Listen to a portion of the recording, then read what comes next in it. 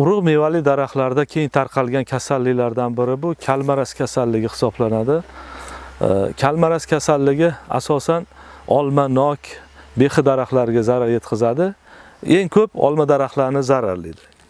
Kasallik respublikamiz miqyosida ob-havo sharoitiga qarab aprel oyini 2-dekadasidan boshlab zarar yetkazib boshlaydi.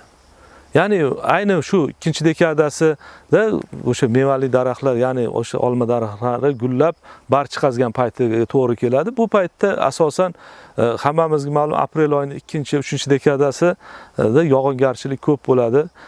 Havoning nisbiy namligi 70-80%, havo harorati 20-25 gradus bo'lganda bu kasallik rivojlanishi uchun qulay sharoit hisoblanadi. Mana olma daraxti yonib turibmiz. Bu daraxtda mana barglarini ko'rishimiz mumkin. Barglarida o'sha kalmaras kasalligining zararini ko'rishimiz mumkin.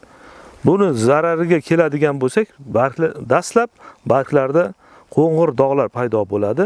Qo'ng'ir dog'lar paydo bo'lib, bu dog'lar asta-sekinlik bilan butun barg plastinkasiga tarqab ketadi.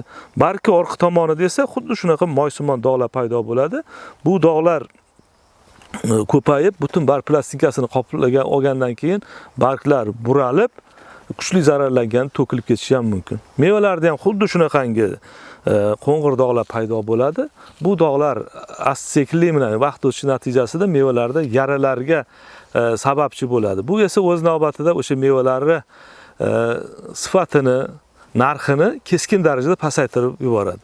Shuning uchun o'sha mevali daraxtlar gullab, meva to'kib bo'lgan paytdan boshlab o'sha kasallikka paydo bo'lishidan oldin profilaktika maqsadida biologik preparatlar, o'sha ta'sir etuvchi moddasi Bacillus yoki bo'lmasa ta'sir etuvchi moddasi Trichoderma asosli biologik preparatlarni qo'llashimiz mumkin. Yoki bo'lmasa kasallik dastlabki belgilari paydo bo'ldimi, bu kasalliklarga qarshi ta'sir etuvchi moddasi difenakanazol, flutrefol asosli, difenakanazol, tiametaksam asosli preparatlari, sipradinil asosli preparatlardan birini qo'llash tavsiya etiladi. E'tiboringlar uchun rahmat.